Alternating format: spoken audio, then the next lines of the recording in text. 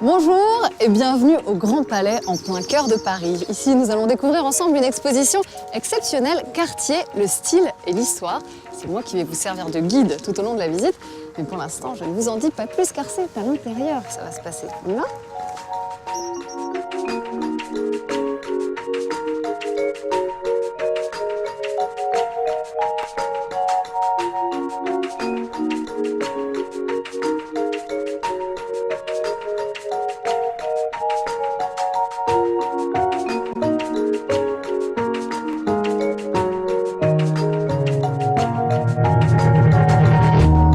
Nous sommes ici dans le salon d'honneur du Grand Palais, un espace monumental de 1200 mètres carrés où sont exposées plus de 600 pièces exceptionnelles, toutes signées Cartier évidemment. Et pour nous éclairer, j'ai le plaisir de vous accueillir, Laure Dallon. Bonjour. Bonjour. Vous êtes commissaire de cette exposition. La question que j'ai envie de vous poser, c'est quelle histoire est-ce que vous avez cherché à nous narrer dans cette exposition ? Alors, ce qu'on a eu envie de raconter, c'est vraiment l'histoire de cette maison de joaillerie qui est fondée en 1847. Notre exposition court jusqu'en 1970 à peu près. Et on a eu envie de raconter les différentes étapes et les choix stylistiques qui ont présidé aux créations de la maison Cartier durant toutes ces périodes. Et alors, qu'est-ce qu'on va trouver dans cette exposition ? Des bijoux, naturellement, mais aussi un certain nombre de documents tirés des archives de la maison Cartier. Oui, ça c'était important pour nous en fait. Et ça fait partie, je crois, des spécificités de cette exposition. Ça a été de puiser un certain nombre de documents d'archives qui n'avaient jamais été montrés. Cartier, c'est une maison qui a une conscience patrimoniale depuis très longtemps.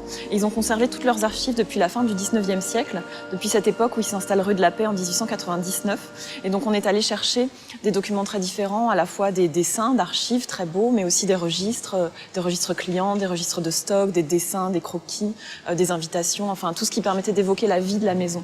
Et majoritairement, les pièces qui sont exposées ici, elles viennent d'où ? Alors elles viennent de la collection Cartier, elles viennent d'archives personnelles, elles viennent d'institutions publiques ? Elles viennent d'un petit peu tout ça, en fait, surtout de la collection Cartier, puisque Cartier rassemble depuis 1983 des pièces historiques, des pièces de référence. Ils ont aujourd'hui à peu près 1500 objets dans cette collection.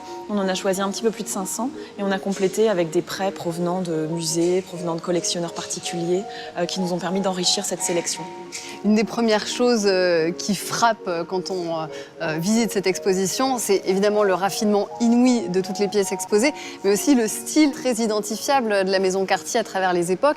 Et ce qui m'a surpris, moi, c'est de découvrir que derrière tout ça, il y a en fait une histoire familiale qui est quasi romanesque et qui est absolument passionnante. D'ailleurs, je vous propose de la découvrir. Regardez.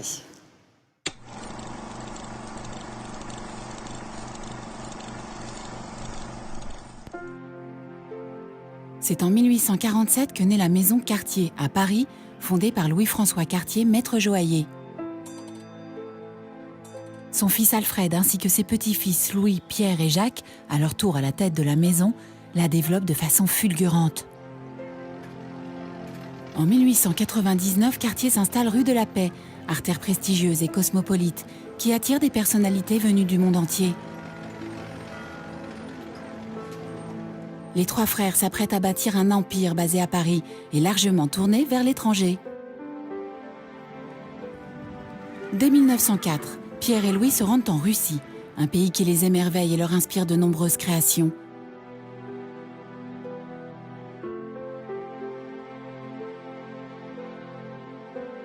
Très vite, la famille impériale et l'aristocratie russe sont sous le charme. En Angleterre, la clientèle aristocratique afflue dans la nouvelle boutique Cartier, ouverte sur New Bond Street en 1909. Quelques années plus tard, c'est Jacques, Benjamin de la famille, qui prendra les rênes de Cartier outre-Manche.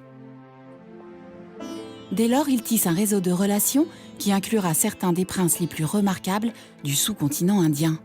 Séduits par son savoir-faire et son style unique, les Maharajas confient d'éclatantes pierres précieuses aux joailliers, qui les sertit dans de sublimes parures de joaillerie de style moderne.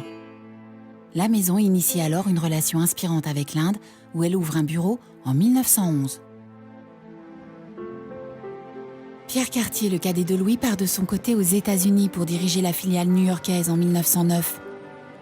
À la clientèle qui mêle les riches industriels du Nouveau Monde et de la finance, s'ajoutent les premières vedettes de Broadway, du cinéma muet et quelques décennies plus tard les personnalités d'Hollywood. Des personnalités hors du commun qui trouvent chez Cartier un esprit d'excellence qui depuis toujours anime la maison. On vient de le voir, on a affaire à des visionnaires dans la famille Cartier, à des personnalités fortes qui, à des moments de l'histoire, vont prendre des décisions radicales qui vont permettre de réellement imprimer ce style Cartier. Alors, lesquels de ces partis pris esthétiques vous viennent spontanément à l'esprit, vous qui connaissez tout de Cartier ? Alors, ce qui est intéressant, c'est que c'est à partir du moment où Cartier s'installe rue de la Paix qu'il y a vraiment des choix stylistiques qui sont déterminés. Et le choix principal, essentiel que fait Cartier à ce moment-là, c'est le choix du néo-18e. C'est-à-dire qu'il considère chez Cartier, en particulier Louis Cartier, que c'est vraiment à la fin du XVIIIe siècle, sous Louis XVI et Marie-Antoinette, qu'on a la quintessence du classicisme français. Et c'est vraiment cette source d'inspiration-là qu'ils suivent. Et donc, ils adoptent ce néo-18e qui les amène, en fait, à adopter l'art déco avant tout le monde. C'est-à-dire à choisir des lignes géométriques assez épurées, bien avant les autres. Toujours précurseur. Et ça, c'est vrai que c'était assez précurseur. Merci beaucoup, Laure. Je vous en prie.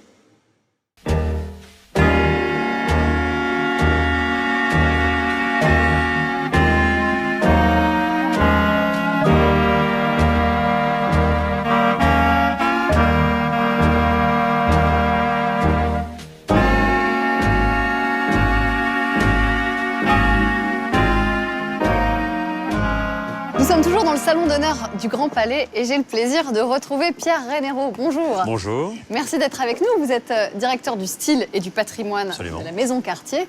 Et ce qui frappe quand on visite cette exposition, c'est qu'on a l'impression que la Maison Cartier a toujours un coup d'avance, notamment quand on regarde les broches du début du XXe siècle. Elles ont des formes géométriques, c'est frappant, non ?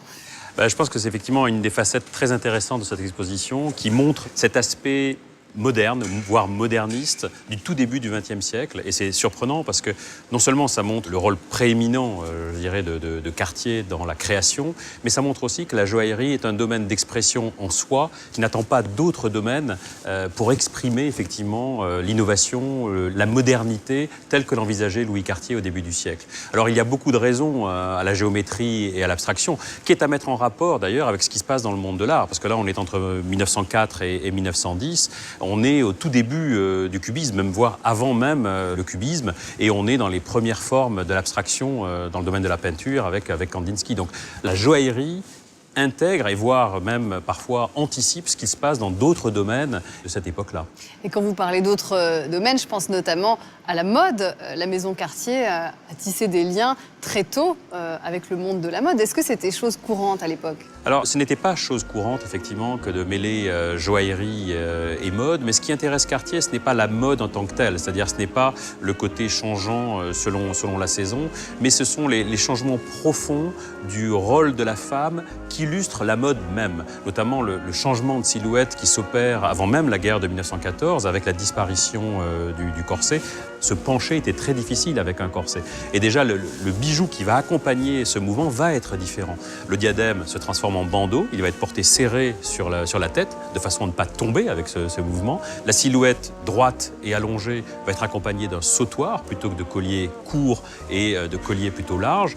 La broche de corsage, qui était, elle, attachée au corset, va disparaître, alors que c'était un bijou majeur de la joaillerie cérémonielle. Vont apparaître les bracelets portés même en accumulation, et des bracelets de diamants, des bracelets très très précieux. Donc on le voit, la joaillerie accompagne effectivement le nouveau mode de vie de la femme et notamment le changement profond qui s'opère dans ses mouvements. Oui, il y a des périodes clés de l'histoire, notamment les années 20, les années folles. C'est là aussi la grande période d'émancipation de la femme. Les nuques se dégagent, les cheveux se raccourcissent, la femme commence à fumer, elle se maquille, alors qu'avant le maquillage était réservé aux cocottes et aux filles de mœurs légères.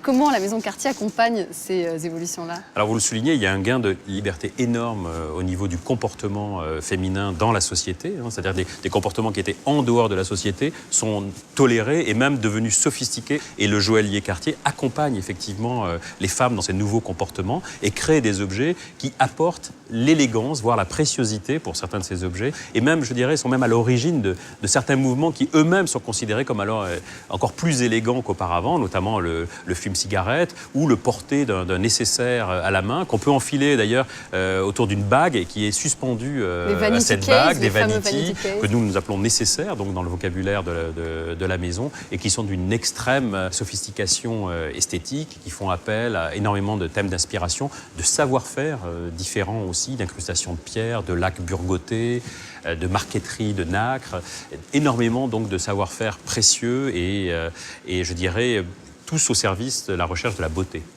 Merci Pierre Rénéro. Merci.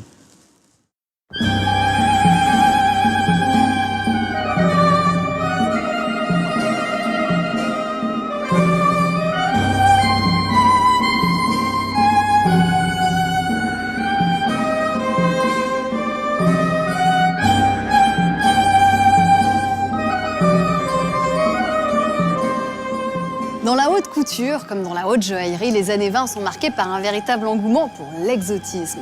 Les charmes mystérieux de l'Égypte, de l'Extrême-Orient, de l'Inde ont alors inspiré à Cartier toute une série de nouveaux motifs que l'on peut voir dans les vitrines qui m'entourent. C'est aussi à ce moment-là que Cartier va avoir une idée résolument novatrice qui sera d'intégrer à ses créations d'authentiques fragments d'antiquité, comme ces morceaux de faïence égyptienne sertis sur des montures modernes. Et de la même manière que Cartier va se passionner pour ces pays lointains, les grandes fortunes de ces contrées vont elles aussi en retour se prendre de passion pour Cartier, à l'image du Maharaja de Patiala qui va passer commande d'une parure aux joyaux inestimables. C'est une histoire fabuleuse, je vous propose de la découvrir.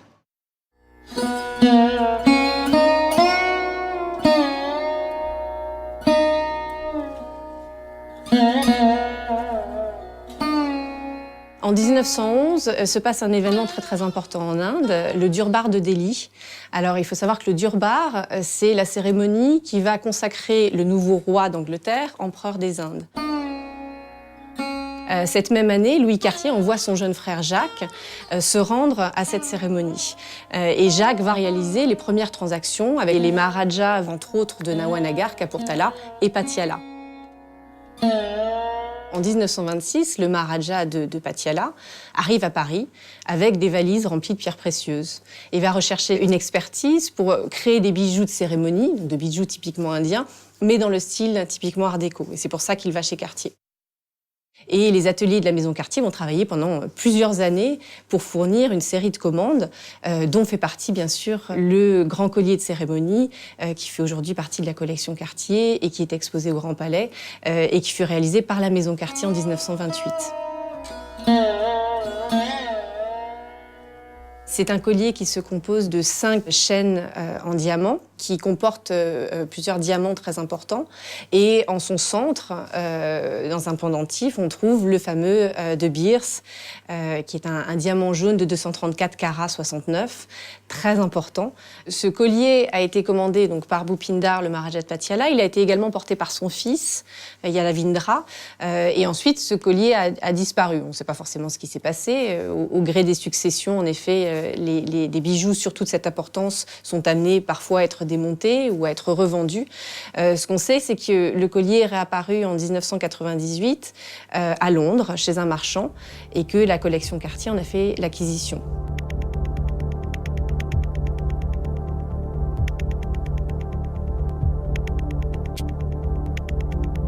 C'était très important de pouvoir le montrer, de pouvoir témoigner de cette époque. Et ça parle en même temps d'une production exceptionnelle pour la maison Cartier, mais également des traditions indiennes et d'un client qui était particulièrement exceptionnel également.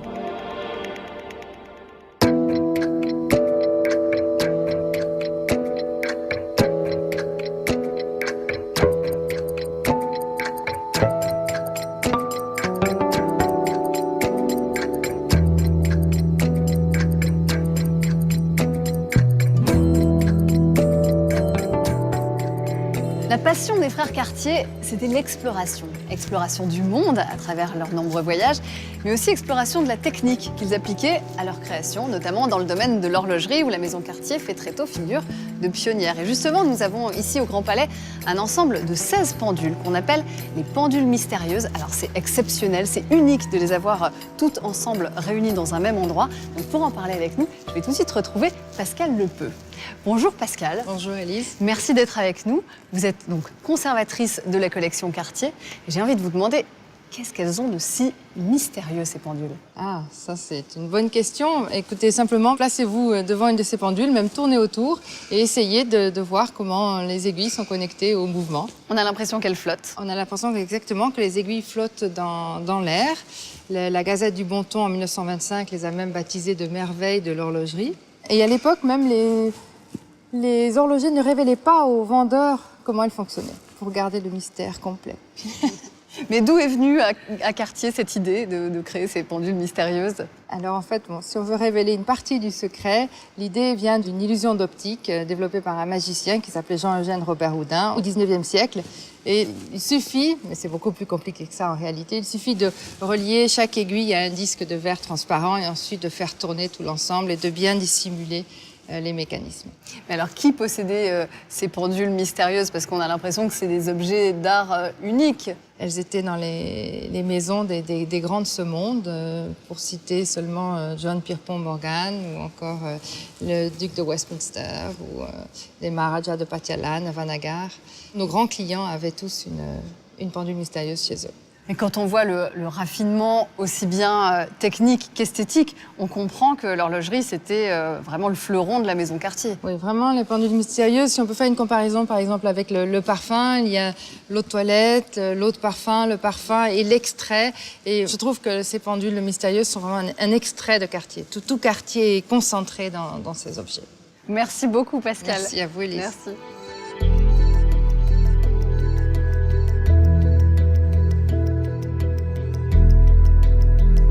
En parlant d'horlogerie, une des choses que l'on apprend en visitant cette exposition, c'est que la montre que tout le monde porte aujourd'hui au poignet, eh bien c'est en réalité une idée d'une modernité folle à laquelle Louis Cartier a été le premier à croire, à l'époque où tout le monde portait sa montre au gousset et où il n'était pas perçu comme très viril de porter sa montre au poignet. Pour nous en dire un peu plus sur cet objet de convoitise qu'est la montre, je vous propose de traverser l'Atlantique à la rencontre de Ben Clymer.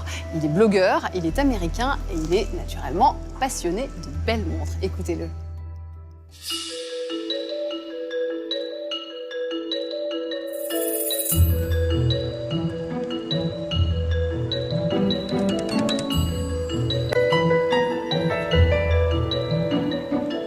I would say one of my favorite Cartier watches would be one of the earlier tanks from the early part of last century. Some of the first wristwatches and kind of the more important wristwatches of the time, and I think they're so rare and kind of so perfect in their design that you don't see much like that anymore today. It was really kind of the first culturally significant wristwatch, and it's remained so over the past 100 years. Everybody from Jacqueline Kennedy to Michael Jackson has worn a Cartier tank.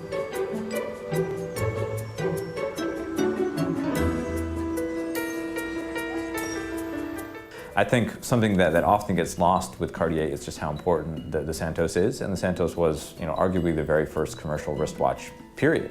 So I think the Santos has a particular place in the heart of those that are kind of more history-oriented and looking for things of kind of really early importance. And I happen to love both. I think the Santos is sometimes underrated when compared to the tank.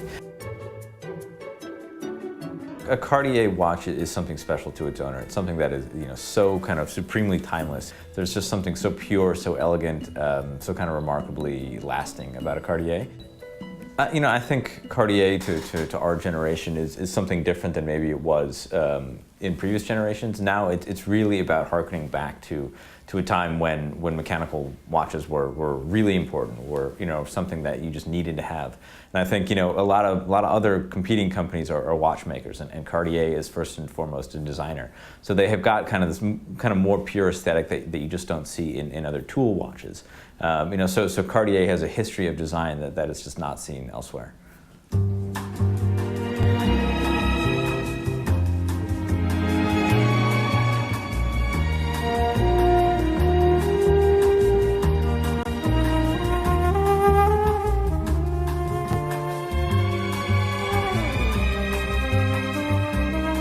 Nous sommes de retour au Grand Palais, au cœur de l'exposition Cartier, le style et l'histoire. Et pour en parler avec nous, j'ai le plaisir de vous accueillir, Stéphane Bern. Bonjour. Bonjour.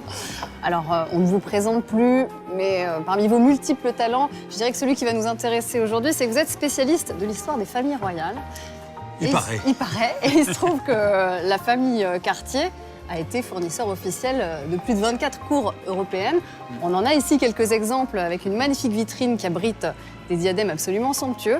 Et la première question que je voulais vous poser, c'est laquelle de ces pièces portées par la noblesse a le plus retenu votre attention dans cette exposition? Écoutez, forcément, la pièce qui m'a le plus interpellé, c'est celle qui vient de la cour d'Angleterre. Pourquoi? Parce que comme disait Édouard VII en 1902, eh bien, Cartier, c'est le roi des joailliers et le joaillier des rois. effectivement le diadème que portait Catherine Middleton le jour de son mariage avec le prince William d'Angleterre est forcément le plus emblématique. Vous savez qu'il avait été imaginé pour la future reine Élisabeth, la future reine-mère. C'était un très beau diadème, qui est plus princier royal d'ailleurs, parce qu'il est absolument sans ostentation, c'est-à-dire qu'il n'est pas trop imposant. Et finalement, le choix s'est porté sur ce diadème qu'on appelle le diadème halo, parce que j'imagine que ça crée une espèce de halo de lumière avec tous ces diamants. Et c'est sans doute une pièce historique et une pièce très, très belle et qui appartient à l'histoire contemporaine, puisque ce mariage a quand même été vu par plusieurs milliards de personnes dans le monde entier. C'est un plaisir de vous écouter, Stéphane, d'autant que vous êtes vraiment incollable. Donc j'aimerais vous emmener voir une autre pièce de joaillerie de la duchesse de Windsor cette fois. La duchesse de Windsor aussi adorait la joaillerie. On dit qu'elle s'habillait plutôt classiquement, mais qu'elle plaçait toute son extravagance dans des parures excentriques, comme celle qu'on voit dans cette vitrine. Absolument. Vous avez tout à fait raison. C'était une femme qui a été l'une des grandes élégantes. Il faut dire aussi que c'était sa façon à elle d'avoir des preuves d'amour de la part de son mari. Il ne faut pas oublier que son mari, l'éphémère roi Édouard VIII d'Angleterre, devenu duc de Windsor, eh bien, avait abandonné la couronne pour elle, pour l'amour d'une femme, disait-il. Et c'était elle, Wallis Simpson. On dit qu'en amour, il n'y a pas que des mots, il faut des preuves. Et les preuves, vous les avez sous les yeux. Preuves ? Ce sont ces bijoux. Et alors, ce qui est assez incroyable, c'est que cette femme a fait vraiment évoluer le style de la maison Cartier. Parce que c'était des commandes spéciales. Par exemple, ce flamand sur un pied, extraordinaire, vous voyez, constellé de pierreries, de diamants, et elle le portait en broche. Elle était connue pour son bestiaire. Cette pièce extraordinaire, vous voyez, cette panthère sur une émeraude qu'elle portait en broche et qui est devenue effectivement à la fois symbolique de la duchesse de Windsor et symbolique de la maison Cartier. C'est dire l'influence que la duchesse de Windsor et son style, en quelque sorte, a eu dans l'évolution du style de la maison Cartier. L'histoire de la maison Cartier est évidemment indissociable du glamour hollywoodien, avec le goût immodéré des actrices de l'époque pour la haute joaillerie. Je pense notamment à Liz Taylor. On disait qu'elle avait les yeux couleur améthyste. Est-ce qu'on peut penser que, quelque part, elle était un peu prédestinée à devenir une croqueuse de diamants ? Absolument. D'ailleurs, quand elle a publié son autobiographie, elle l'a intitulée « Mon histoire d'amour avec les bijoux ». C'est vous dire qu'elle aimait ça. Mais c'est indissociable des hommes, d'ailleurs. Regardez cette pièce. C'est un collier de diamants et de rubis, mais qui pouvait être monté en diadème, comme vous le voyez sur la photo. Il lui a été offert par Mike Todd en 1957. Mais en vérité, celui qui l'a plus couverte de bijoux, c'est son deuxième mari qu'elle a réépousé par la suite, c'est Richard Burton, évidemment. Mais Richard Burton lui a surtout offert en 1969, année érotique, eh bien, un très beau diamant, le Burton Taylor, qui faisait plus de 69 carats. Pour qu'on ne regarde que cela. Ne me regardez pas dans les yeux.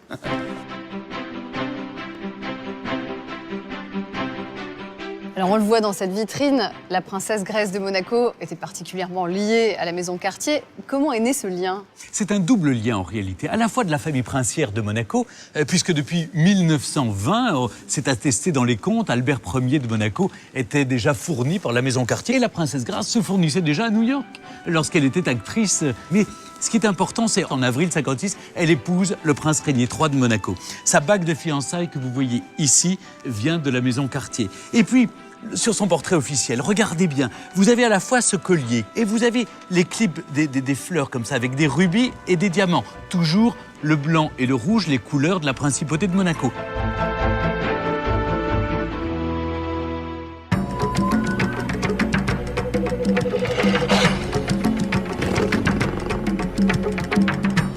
On est là devant des pièces particulièrement spectaculaires qui sont cette collection de reptiles qui ont été spécialement commandées par l'actrice mexicaine Maria Félix. Alors Maria Félix, c'était une actrice, mais c'était aussi un peu une diva avec ses caprices.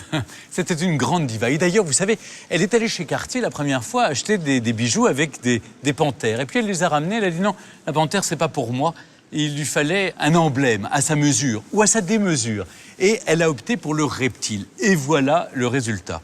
Vous avez ici, par exemple, ce collier qui est constitué de 2500 diamants. Donc les reptiles deviennent son emblème. En 1975, Maria Félix entre dans la boutique Cartier On raconte qu'elle est venue avec un bébé crocodile. Je n'y étais pas, je ne peux pas en témoigner.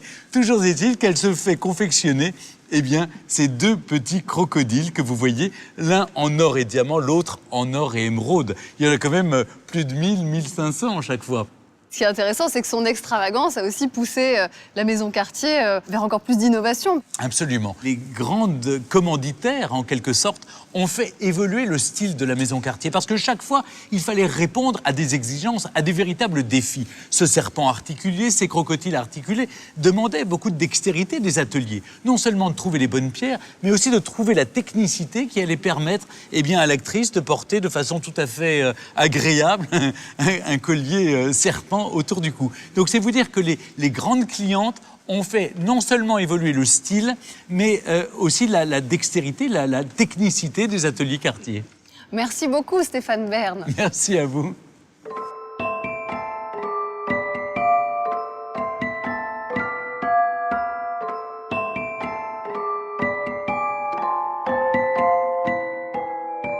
J'aimerais maintenant qu'on s'intéresse un instant à une des personnalités qui a vraiment marqué l'histoire de la maison Cartier. Et cette personnalité, c'est Jean Cocteau. Poète avant tout, mais aussi dramaturge, dessinateur, cinéaste, Jean Cocteau a commandé à Cartier l'élaboration de son épée d'académicien lors de son intronisation à l'Académie française. Et sur cette épée, on retrouve notamment la lyre d'Orphée, Orphée qui était le double poétique de l'artiste, mais aussi une émeraude offerte par son ami Coco Chanel. Ce que l'on sait moins, en revanche, de cette relation Cocteau-Cartier, c'est qu'elle a permis de donner le jour à ce qui est peut-être l'une des plus jolies scènes du cinéma français. Nous sommes en 1946, sur le tournage de La Belle et la Bête. Derrière la caméra, Jean Cocteau.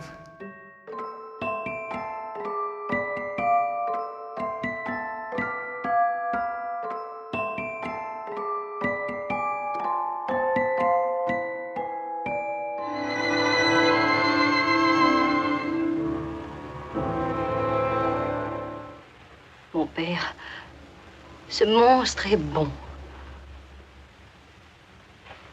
Dieu du ciel, un diamant. Un autre. C'est la preuve que les filles le protègent, car j'ai pleuré en pensant à lui. Ces diamants sont peut-être du diable. Donc c'est une scène très importante. C'est le moment où la Belle, en fait, vient de quitter le monde de la bête. Elle va se rendre compte que finalement, derrière cette bête affreuse se cache un cœur bon et généreux. Et là, elle pleure en racontant ça, et elle pleure des perles de diamant. Voilà. Il faut savoir que Cocteau, par souci de réalisme à ce moment-là, a demandé à Cartier de lui fournir des vraies perles de diamant, et ça, il ne voulait pas transiger. D'ailleurs, il y a un journal de tournage où il raconte un peu, il raconte un peu tout ça. Ces larmes de perles de diamant, c'est un symbole, c'est une image extrêmement belle.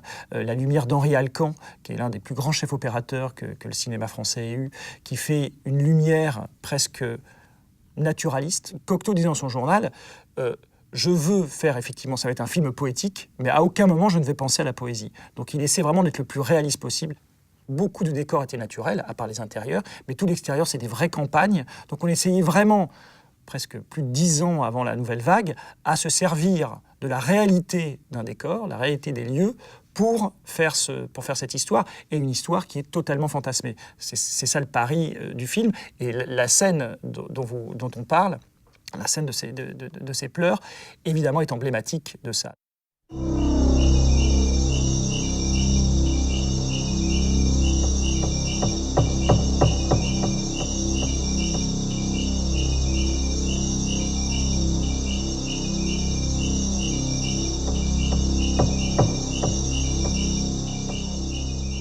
Nous voici maintenant dans la dernière partie de l'exposition Cartier, le style et l'histoire, et nous découvrons ici un espace entièrement dédié à l'animal qui va devenir l'emblème de la maison Cartier, la panthère. Et pour en parler avec nous, j'ai le plaisir de vous accueillir, Vincent Melland, bonjour. Bonjour. Vous êtes journaliste spécialisé dans l'histoire des joyaux. Et la question que j'ai envie de vous poser, c'est comment la panthère est-elle devenue la signature de la maison Cartier ? La panthère appartient à l'univers de Cartier depuis un siècle. Elle apparaît très discrètement avant la Première Guerre mondiale par petites touches de pelage. Vous savez, c'est un mélange de diamants et d'onyx qu'on voit apparaître par petits morceaux. Au lendemain de la Première Guerre mondiale, elle commence à prendre un petit peu une forme dans sa totalité, mais elle est à plat, sur des accessoires. On voit des panthères entières. Et c'est au lendemain de la Seconde Guerre mondiale que Jeanne Toussaint, au travers de ses créations et de sa collaboration artistique avec la duchesse de Windsor, va lui donner son volume en créant des panthères en 3 dimensions sur ces pierres fabuleuses qui sont exposées ici. Il y a un saphir cabochon, surtout extraordinaire. Et là, pour le coup, la panthère a pris tout son volume et toute sa forme. Elle est presque prête à bondir. Et cette panthère, elle est toujours dans l'univers de Cartier. Elle a mis 50 ans à éclore et depuis 50 ans, elle est l'animal fétiche. Et vous parliez de Jeanne Toussaint, elle a rejoint la Maison Cartier en 1914, on l'a surnommée la aussi la panthère. Ce qui est intéressant dans le rapport de Jeanne Toussaint avec la panthère, c'est qu'en fait, cet animal qui est un symbole de joaillerie, à travers Jeanne Toussaint, qui a sans doute un rôle décisionnaire dans sa création, va devenir presque un symbole de la femme de cette époque-là, qui commence à avoir une attitude un petit peu plus agressive, dans le bon sens du terme, vis-à-vis de la vie. Jeanne Toussaint est une femme qui a toujours pris sa vie en main. C'est une femme née avant la Première Guerre mondiale, qui est une femme indépendante, qui a pris ses décisions, qui a fait ses choix, avec par moments de la sensualité, mais aussi un peu d'agressivité, exactement comme la panthère. Et à travers elle, la panthère va devenir non seulement un symbole de création joaillière, mais aussi un symbole presque de l'évolution du statut de la femme à cette époque-là. Et comment vous expliquez que la panthère soit toujours aussi fascinante encore à notre époque ? Alors, il y a une chose qui est quand même fondamentale, c'est le savoir-faire. La joaillerie, le bijou, naît quand même de la main de l'homme. Et il y a une chose qui est incompressible dans la fabrication d'un bijou, ce sont les heures de travail des artisans qui créent les bijoux. Les pierres, le polissage, le sertissage, le dessin, tout ça, c'est des choses qu'on ne peut pas modifier. Une machine ne pourra jamais les faire. Donc la panthère aujourd'hui, elle est aussi belle qu'elle était en 1948 quand Jeanne Toussaint a fait la première pour la duchesse de Windsor, simplement parce qu'il y a une transmission du geste et il a toujours le même besoin de temps, à la fois dans son apprentissage et dans son exécution. Donc c'est sur cette panthère, icône intemporelle du raffinement façon Cartier, que s'achève notre visite de l'exposition Cartier, le style et l'histoire dans ce cadre prestigieux qu'est le Salon d'honneur du Grand Palais. Nous espérons que cette exposition vous a enchanté autant qu'elle nous a enchanté. En tout cas, on vous remercie de nous avoir suivis. Au revoir.